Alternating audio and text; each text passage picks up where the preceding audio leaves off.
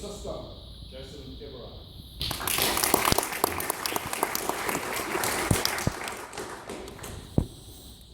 Imagine we live in a world where we are all slaves, born into bondage, with lies being pulled over our eyes to blind us from the very truth.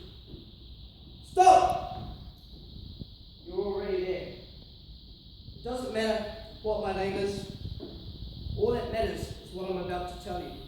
And I can assure you all, it will free your minds. From what? You may all be asking.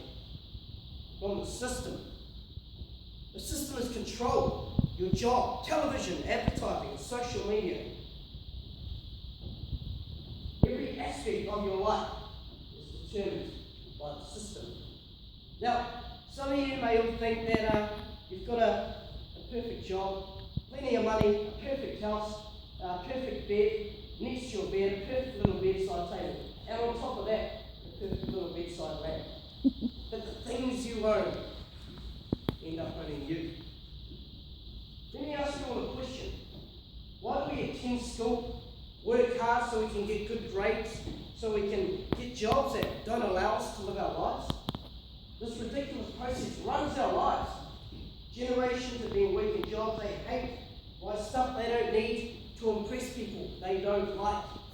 Why do we do it? Are we afraid?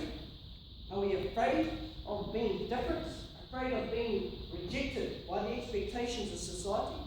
Are we afraid of not fitting in? The system is centuries old.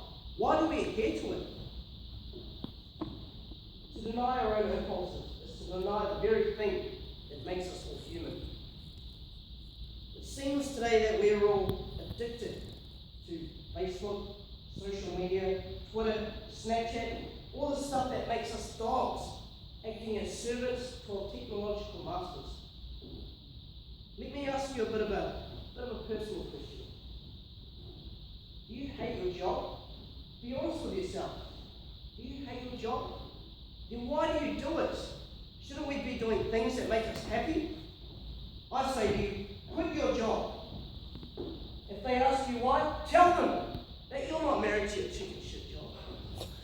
To be perfectly honest with you all, quitting is most likely the best thing that could ever happen to you.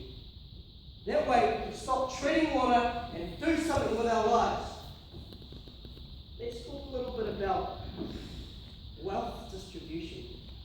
Henry George, one of the greatest politicians, economists, and authors of his time, said something like, "What has destroyed every previous civilization has been the tendency to the unequal distribution of wealth and power."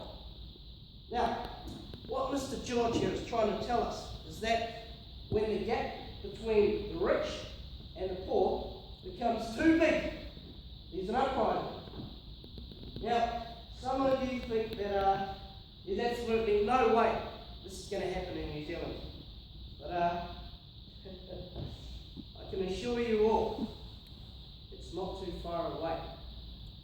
Studies have shown that 5% of New Zealand live in poverty, while the top 5% income earners take 80% of New Zealand's income. Machines are starting to replace the jobs of the medium and the lower income earners, ultimately increasing the gap between the rich and the poor.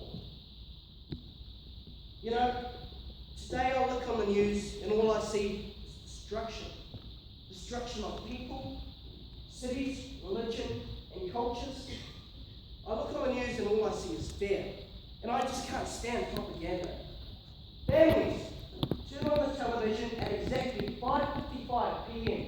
every single night, just so they don't miss the 6 o'clock news. Why do we do it? Sit there for an hour so we can continue to worry and live our lives in fear? You know, we are the little children of history, raised by television to believe that one day we could be millionaires, movie stars and rock stars, but we won't. And we are very, very pissed off. You have to understand that most people are not ready to be unplugged. Most of us are so and they're so helplessly dependent on the system that we will fight to protect them.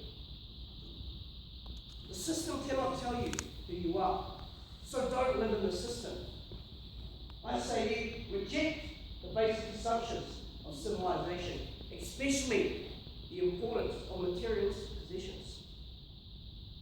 Stop living in this fake world that traps us in the same routine every single week. Stop pretending to impress people that you don't like. Stop chasing money and start chasing your passion. Tonight, I've come to you bearing the truth. But the decision is up to you. Do we have the system